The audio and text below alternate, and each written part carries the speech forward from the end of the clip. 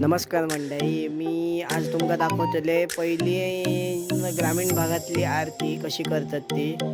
आमच्या सुकवाडीत एक पद्धत आहे की देवळापासून आरती सुरू केली की नंतर बाकीच्यांच्या गणपतींची एवढी गर्दी आहे ती बघा. आमचं येदलो येदलो काय सांगू, किती करावं आणि लौकिक झाले. निहाल गाणं वाजवता रोहन बसलो आरामात आणि रोहित आणि सगळेच झाले तयार सज्ज. आता बंडू बसलो, प्रतीक बसलो, रजत, नरेश, यश भाई बसलेला आहे. ते सगळे लाडू खात आहेत. तसं आरती झालेली आहे ठिकाणी देवळाची. आता पुढची आरती आम्ही करणार आहे. पुढची आरती करतलो. आता हे आम्ही चढलो.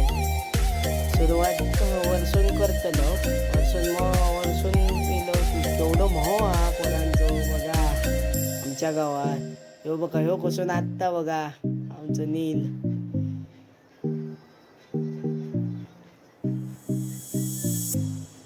ही बघा काय गर्दी आहे बाबा बाबा बाबा.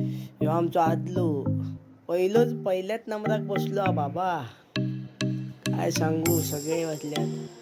ही गर्दी उसळपाव असली कीच असता आणि जी चांगली आरती घेतात त्यामुळे.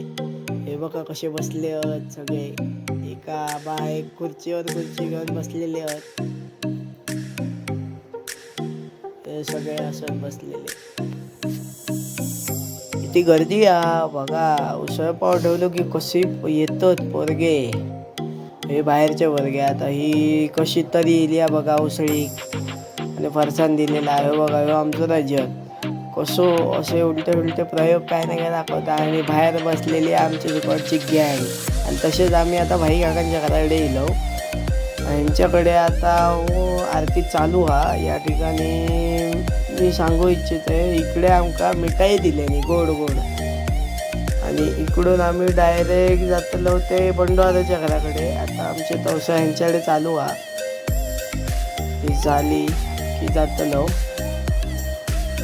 आणि बंडूदाची आरती करतलो. आता आम्ही येलो बंडूदाच्या घरात.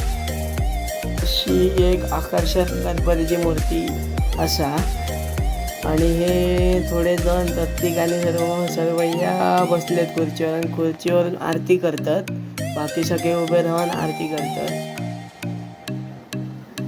आणि तसंच म्हणून गेलं तर आता झालेली आहे लास्ट ब्लॉग.